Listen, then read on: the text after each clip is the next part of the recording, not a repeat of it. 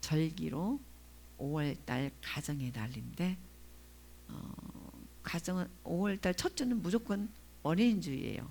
첫 주일이 7일, 8일 날이어도 어린이주일입니다. 그 다음에 두 번째 주는 어버이 주일이고요. 세 번째 주는 스승의 주일이고 네 번째 주는 부부의 주일입니다. 그래서 5월은 가정의 주일 그렇게 얘기합니다. 우리 교회는 어린 주일 학교가 없잖아요. 참 아쉽습니다.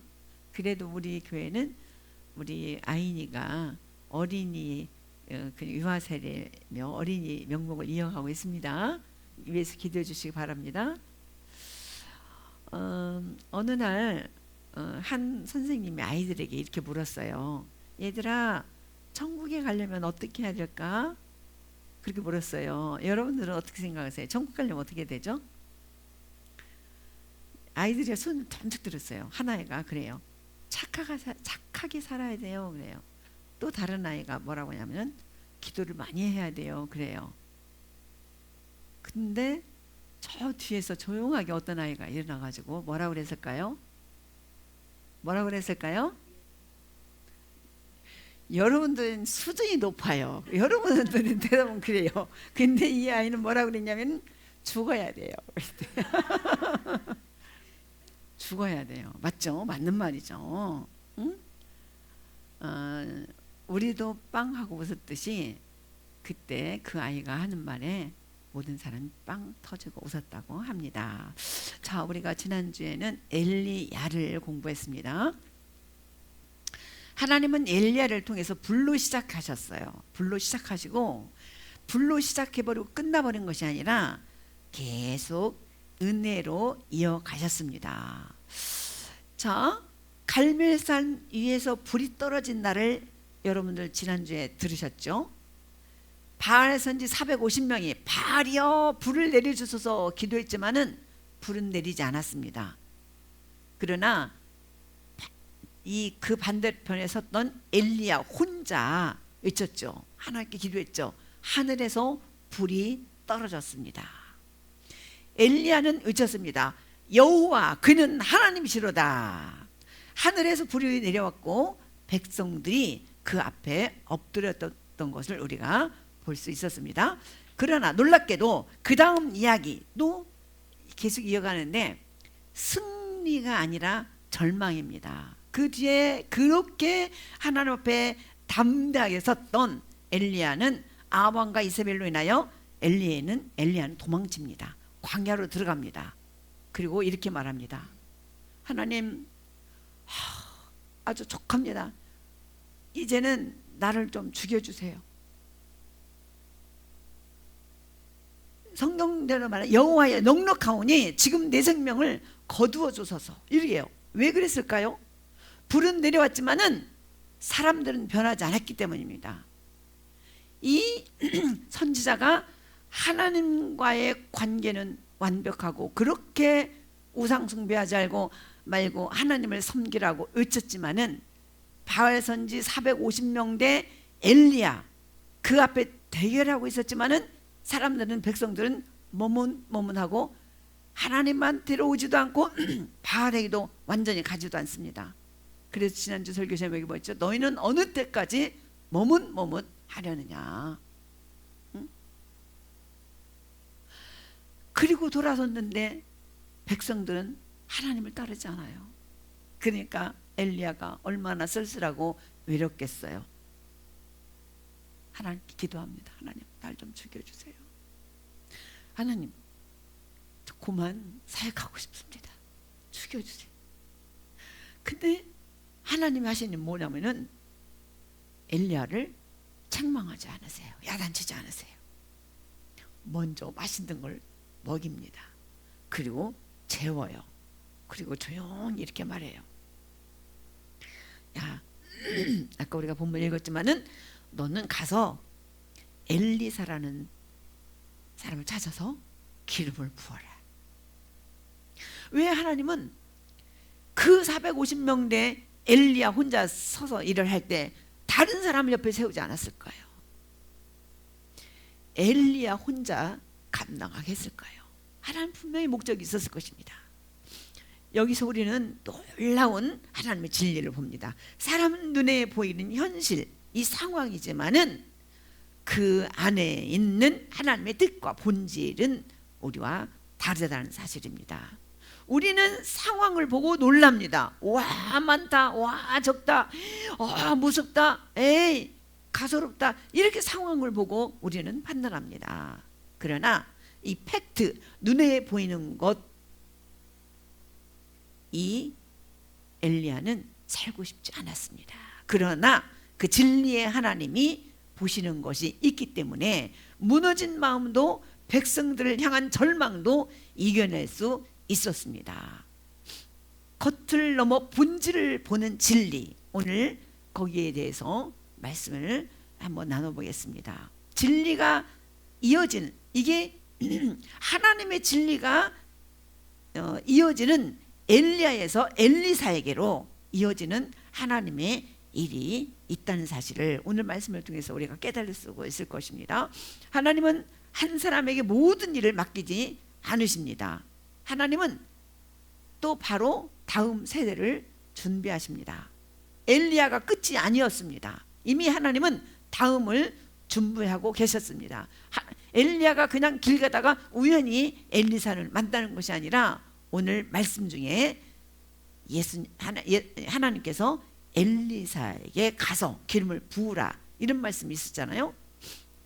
그래서 이제 그 얘기를 듣고 엘리사가 어느 날 길을 가는데 우리가 보기에는 평범한 사람이 밭을 갈고 있었어요.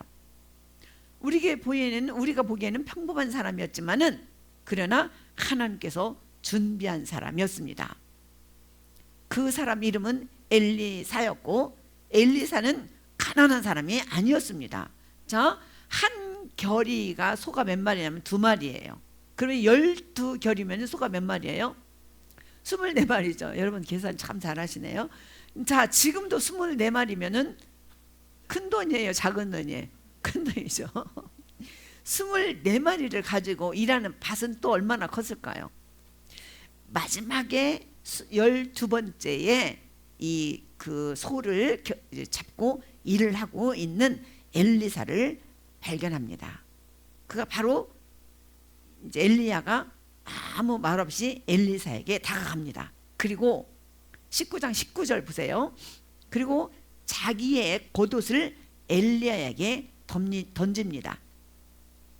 그 순간 조용했지만 한 시대가 넘어가는 순간이었어요. 엘리야 시대가 엘리사 시대로 넘어가는 순간이었습니다. 엘리사는 즉시 깨닫습니다. 아, 하나님이 나를 부르시는구나. 그리고 엘리야에게 부탁을 해요. 내가 우리 부모님한테 인사를 나누게 해주세요. 그러니까 엘리야는 참 퉁하니 말해요. 그래, 네가 알아서 해라. 내가 너한테 뭐라고 했어? 이런 식으로 이제 말을 하는 거예요. 그래서 그 엘리사는 소를 잡습니다. 한 겨리, 그러니까 소 2마리 잡죠. 그리고 많은 사람들이 먹여요. 그 다음에 이 밭을 가려면 뭐가 있어야 돼요? 쟁기라고 하는 기구가 있어야 되죠. 근데 그 기구를 불사릅니다. 그리고 왜냐면은 내가 하나님의 사역을 감당하다가 힘들면은 다시 돌아와서 이 쟁기를 잡을 것 같으니까 굳은 결단으로 뭐라 하냐면 그것을 끊어버려요. 돌아올 길을 끊어버려요. 예수님 돌아가시고 나서 베드로는 뭐라고 그랬어요? 나는 바다 가서 고기나 잡아야겠다. 바다로 돌아갔죠. 바다로 돌아간 베드로를 찾아가신 우리 예수님.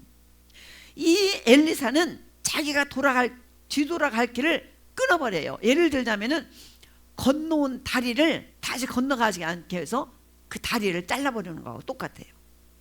그리고 부모를 떠나 엘리야를 따릅니다. 이 장면은 단순한 결단이 아닙니다. 하나님의 계획은 준비된 사람을 찾으시는데 순종하는 사람을 사용하십니다. 하나님의 사역은 순종하는 사람에게 열린다는 겁니다. 엘리사는 엘리야에게 가서 바로 선지자가 되지 않습니다. 오랫동안 엘리야 곁에서 물을 붓는 사람으로 돌아갑니다. 이 보이지 않는 시간, 정확한 시간은 몇 년인지 성경에 기록되지 않지만은 성경 역사를 이렇게 짚어보면은 엘리사가 엘리야를 섬긴 시간이 6년에서 10년 사이가 된다고 합니다.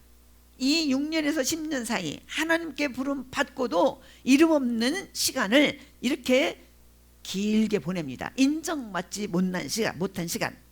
엘리야 옆에서 물 떠다주고 시중 들고 심부름하고 종으로 긴 시간을 보냈다는 얘기입니다. 그러나 하나님은 이 시간을 통해서 엘리사를 만들어 가십니다. 사람을 만드는 시간이 우리에게는 필요합니다. 어느 날 엘리야가 길을 떠나요. 이제 자기 사명이 다했다는 걸 깨닫고 길을 가는데, 이 엘리 선지자 동산이 있는데 그 선지자에서 쉽게 말하면 지금 같은 신학교인데 신학생들이 막 엘리사를 따라오면서 그래. 야, 엘리사 너네 선생 엘리야가 네 머리 위로 올라갈 거 너 알아? 그러니까 너네 선생님 어디 하늘로 올라갈 거 알아? 그래요. 알고 있으니까 너네 조용히 해.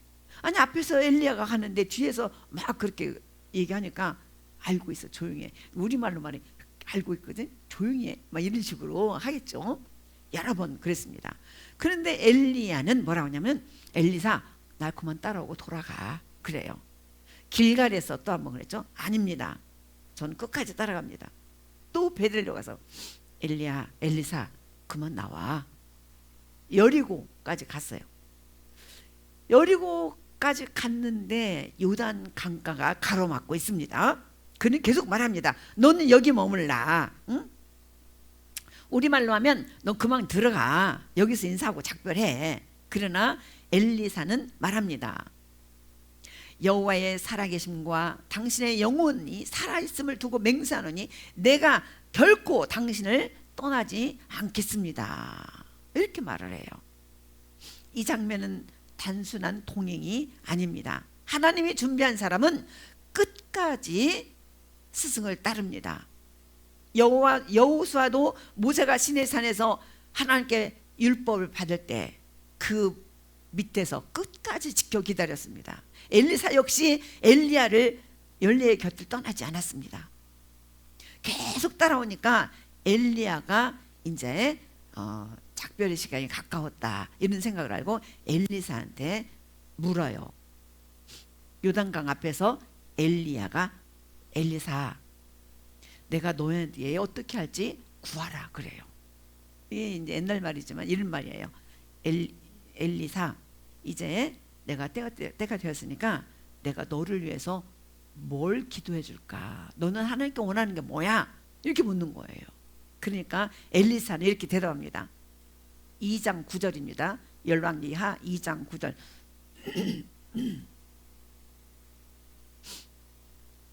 건널 때 엘리야가 엘리사에게 이르되 나를 내게서 데려감을 당하기 전에 내가 너에게 어떻게 할지를 구하라. 엘리사가 이르되 당신의 성령이 하시는 역사가 갑절이나 내게 있기 하소서 하는지라. 성령이, 엘리사에게서 이랬던 성령이 나에게 갑절이나 있기를 원합니다, 그래요. 우리 많은 사람들은 오해합니다. 이것은 더 많은 능력을 달라는 욕심이 아닐까, 이렇게 오해해요. 그러나 사명을 이어받겠다라는 선언입니다. 우리도 기도할 때 그렇게 말하죠. 주님 성령 충만 주시옵소서, 갑절의 성령을 주시옵소서, 이렇게 기도하죠. 그건 뭐냐면은 그 성령을 받아가지고 내가 주의 사역을 감당하겠다라는 그런 내용이 아니겠습니까? 그때 엘리사는 영으로 봅니다. 하늘에서 불말과 불병거가 내려옵니다. 그 회오리 바람이 확 불어가면서 그 회오리 바람을 타고 엘리야가 올라갑니다. 엘리사는 이렇게 외칩니다.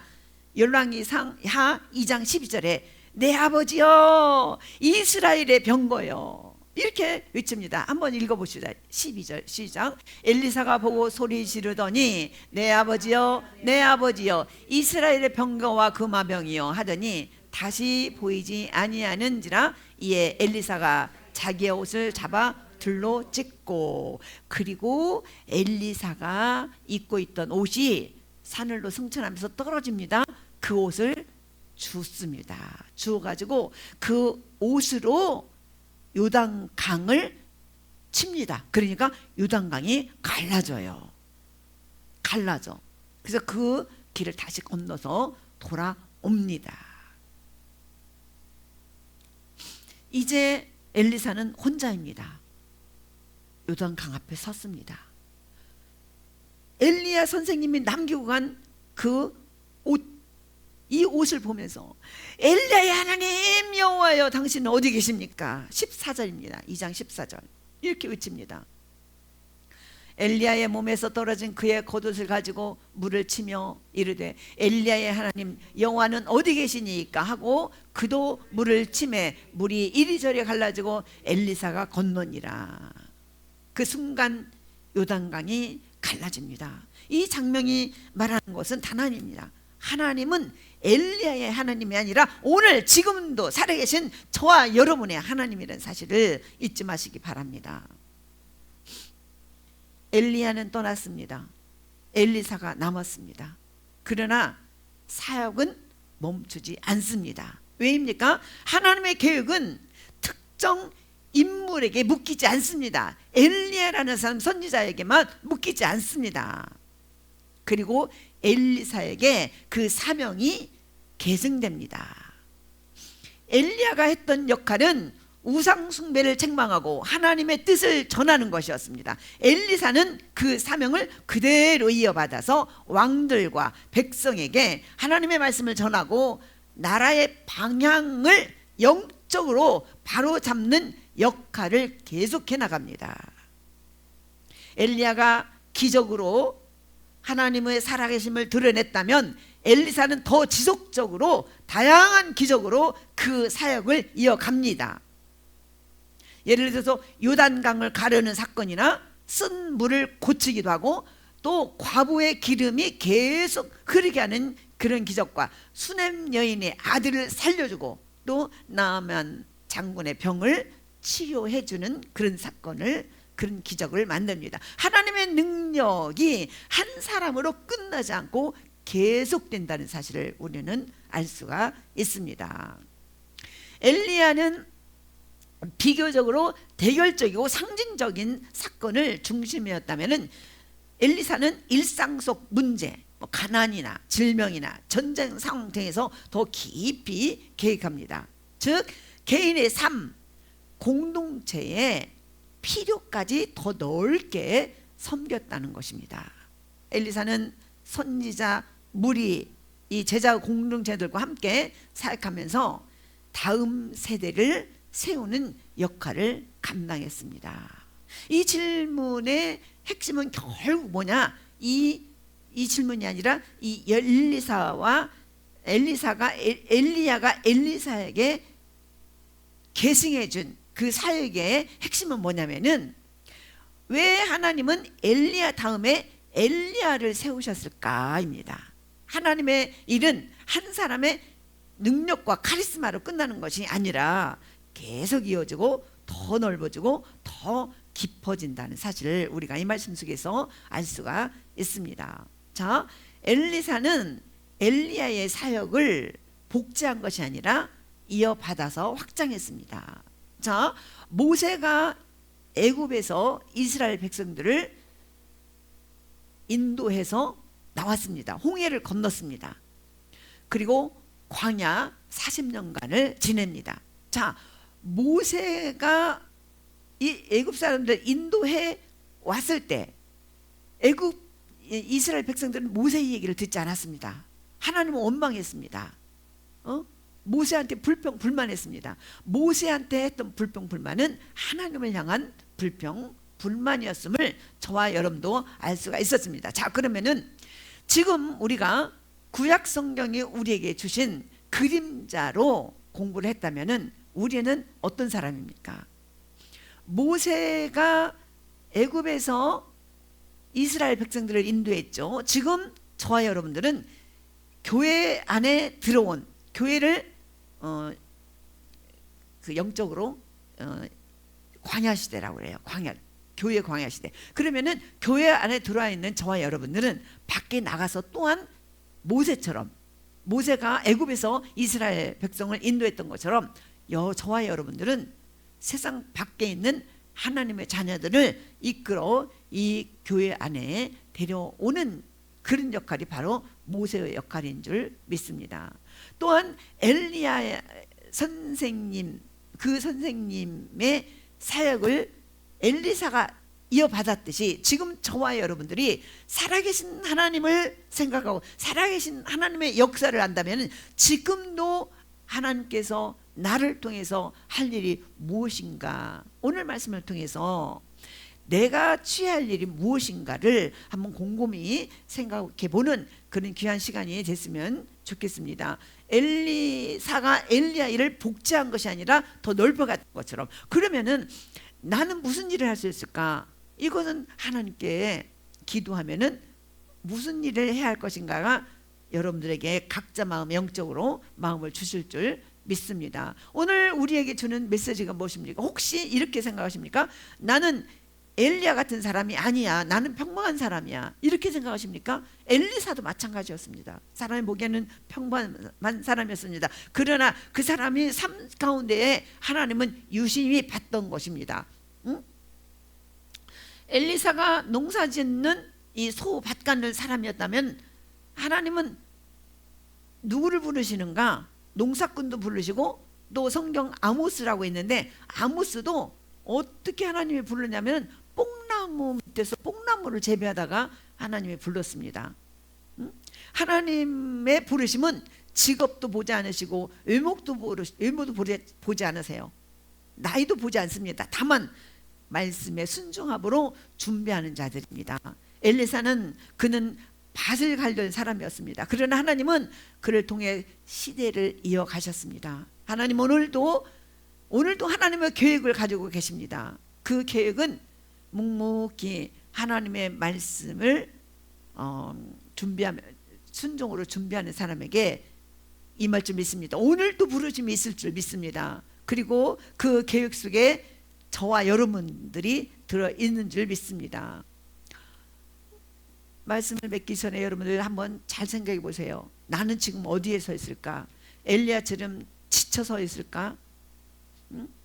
그렇다면은 하나님은 절대 그냥 끝내지 않습니다. 엘리야를 불러서 까마귀를 통해서 먹을 갖다 주고 시냇가에 앉아서 쉬게 해주고 단잠을 자게 해주셨던 것처럼 엘리야처럼 지쳐있는 저와 여러분이라면 하나님이 그만두시지 않으십니다. 유리해 주실 것입니다. 틀림없이 끝내지 않으신다는 믿음을 가지시기 바랍니다. 엘리사처럼 부르심 앞에 여러분 혹시 서 있습니까? 그러나 엘리사처럼 우리는 결단이 필요합니다. 내가 하나님의 일을 하는데 이 50만 원은 내가 나중에 사역 끝나서 돌아와서 쓰면 되고 50만 원은 내가 주일 하는데 써야지. 선교사가 그런 마음을 가지면 절대로 안 됩니다. 선교지에 가가지고 힘들면은 통장에 들어놓은 50만 원이 너무 작습니까? 5천만 원으로 고쳐보겠습니다. 1억이 있습니다. 1억 5천만 원은 선교지에 가 쓰고 내가 이제 돌아와서 5천만 원 써야지. 그러면 선교지가 얼마나 힘들어요. 선교에서 힘들지마다 아이고 한국에 있는 그 5천만 원, 한국에 있는 그 5천만 원 돌아갈 길이 있습니다. 엘리사는 그 길을 온전 차단해 버렸습니다. 응? 성경 여기에는 한 줄로 그랬다 이렇게 나오지만은 며칠 걸렸는지 몰라요. 그러지만 그 날에 길지 않았다는 것을 우리가 알 수가 있어요. 응? 엘리사처럼 유단 앞에 섰습니까? 하나님은 여전히 오늘 저와 여러분을 역사하십니다. 그 요단을 건널까 염려하지 마십시오.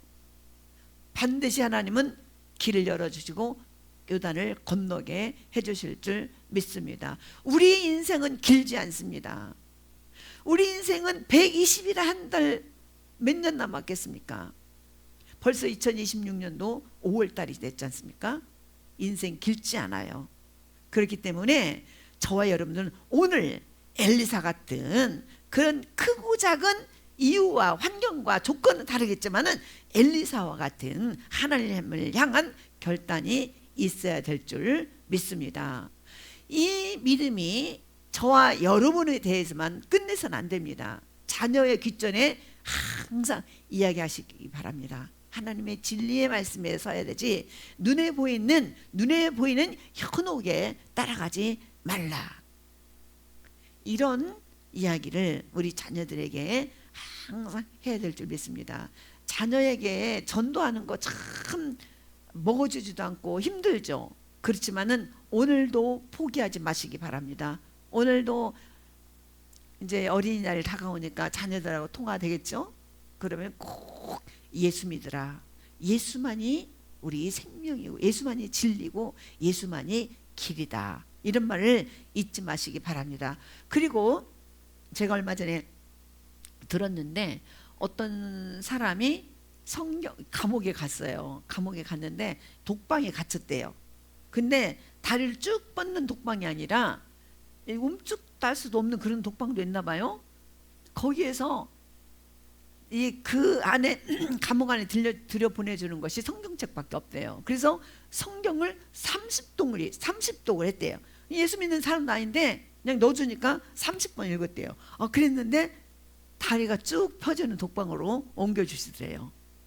근데 다리가 쭉 뻗는 독방에서 50독을 했더니 무기징역이라는 선고가 12년 징역으로 선고가 떨어졌대요. 또 거기서 70독을 했더니 이제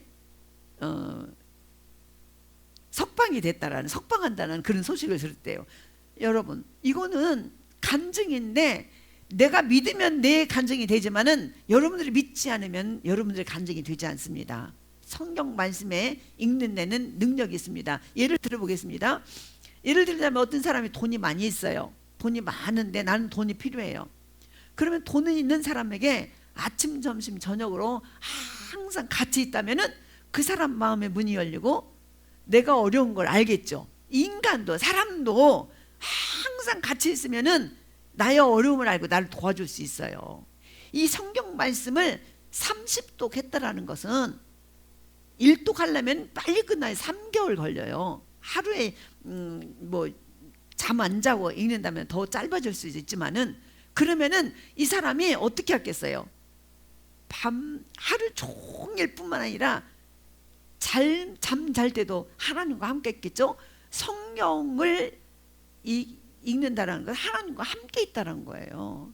그러니까 성경을 백독하고 나온 간증들이 다 치료를 받았다, 부자가 됐다, 뭐가 문제가 해결해야 됐다, 그런 얘기를 많이 합니다. 그런데 여러분, 돈 벌기 위해서 성경 보지 마시고 바랍니다. 치료받기 위해서 성경 보지 마세요. 문제 해결을 위해서 성경 보지 마세요. 그냥 하나님과 함께 있고 싶고 하나님을 사랑해서 성경을 보신다면은 하나님이 누구십니까? 천지를 창조하신 우리 하나님께서, 우리 인간을 창조하신 우리 하나님께서 내 속도 다 아시고 내 형편도 다 아시고 내 자녀 앞길도 다 아시는 하나님께서 여러분에게 또한 하나님의 능력, 창조의 능력을 보여주실 줄 믿습니다. 여러분들이 장난으로 예배드리지 마세요. 처음에는 교회 나오기 진짜 싫습니다. 왜 그런 줄 아세요? 사탄이 막기 때문입니다. 사탄은 막 오늘 교회 나 오늘 교회 가기 싫어 그러면 좋아합니다. 그리고 즐길 거리를 딱 옆에다 줘요. 거기에 속지 마시기 바랍니다. 주일날은 하나님께 예배드리는 날입니다. 여러분, 날마다 하나님께 동행하여서 엘리사와 같은 하나님의 눈여겨보시는 그런 영광이 있기를 간절히 주님의 이름으로 축원드립니다.